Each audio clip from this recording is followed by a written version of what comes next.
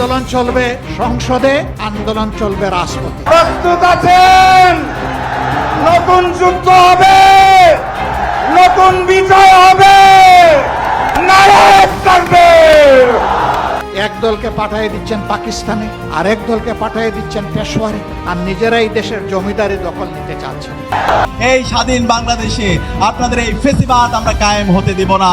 বাংলাদেশের বর্তমান রাজনৈতিক পরিস্থিতি আবারও তীব্র উত্তেজনার দিকে মোড় নিচ্ছে, যেখানে একদিকে সংসদের ভেতরে আপাত সৌহার্দ্যপূর্ণ সম্পর্কের চিত্র তুলে ধরা হচ্ছে, অন্যদিকে রাজপথে সংঘাত, সহিংসতা এবং অবিশ্বাস ক্রমেই প্রকট হয়ে উঠছে।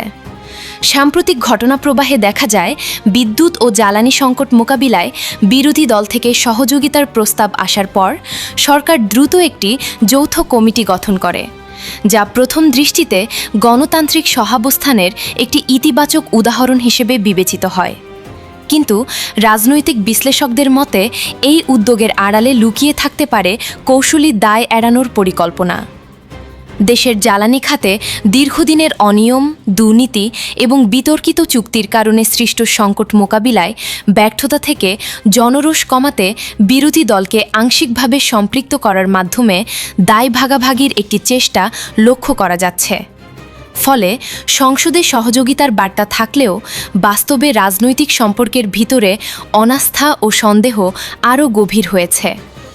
অন্যদিকে এই সহযোগিতার প্রস্তাবের মাত্র কয়েকদিনের মধ্যেই রাজপথে সহিংসতা বৃদ্ধি পাওয়ায় রাজনৈতিক অঙ্গনে ডাবল গেম বা দ্বিমুখী নীতির অভিযোগ জোরালো হয়ে উঠেছে।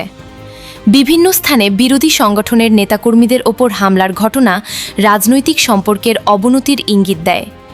বিশেষ করে ছাত্র রাজনীতির ক্ষেত্রে উত্তেজনা দ্রুত ছড়িয়ে পড়ে, যা দীর্ঘদিনের রাজনৈতিক মিত্রতার ধারণাকে প্রশ্নবিদ্ধ করে। বিশ্লেষকদের মতে ক্ষমতায় আসার পর রাজনৈতিক দলগুলোর আচরণে যে পরিবর্তন দেখা যায় সেটি নতুন নয়, তবে সাম্প্রতিক ঘটনাগুলোতে এই প্রবণতা আরও স্পষ্ট হয়েছে। এতে করে রাজনৈতিক অঙ্গনে আস্থাহীনতা বাড়ছে এবং তরুণ প্রজন্মের মধ্যে ক্ষোভ ও প্রতিক্রিয়া তীব্র হচ্ছে, যা ভবিষ্যতের রাজনৈতিক স্থিতিশীলতার জন্য উদ্বেগজনক সংকেত বহন করে। এদিকে রাজনৈতিক বিশ্লেষণে আরও উঠে এসেছে ক্ষমতা সুসংহত করার সম্ভাব্য কৌশল নিয়ে আলোচনা, যেখানে প্রাতিষ্ঠানিক কাঠামো দুর্বল করা, প্রশাসনে প্রভাব বিস্তার এবং শিক্ষা প্রতিষ্ঠানগুলোতে নিয়ন্ত্রণ প্রতিষ্ঠার মতো বিষয়গুলো গুরুত্ব পাচ্ছে। বিশেষজ্ঞদের মতে এই ধরনের পদক্ষেপ যদি বাস্তবায়িত হয় তাহলে তা গণতান্ত্রিক ভারসাম্যকে ক্ষতিগ্রস্ত করতে পারে এবং রাষ্ট্রের বিভিন্ন গুরুত্বপূর্ণ প্রতিষ্ঠানের স্বাধীনতা প্রশ্নের মুখে পড়তে পারে। একই সঙ্গে অর্থনৈতিক চাপ, জ্বালানি সংকট এবং রাজনৈতিক প্রতিদ্বন্দ্বিতা মিলিয়ে দেশের সামগ্রিক পরিস্থিতি আরও জটিল হয়ে উঠছে। বর্তমান প্রেক্ষাপটে সবচেয়ে গুরুত্বপূর্ণ হয়ে দাঁড়িয়েছে রাজনৈতিক সংযম, পারস্পরিক আস্থা পুনর্গঠন এবং গণতান্ত্রিক চর্চাকে শক্তিশালী করা।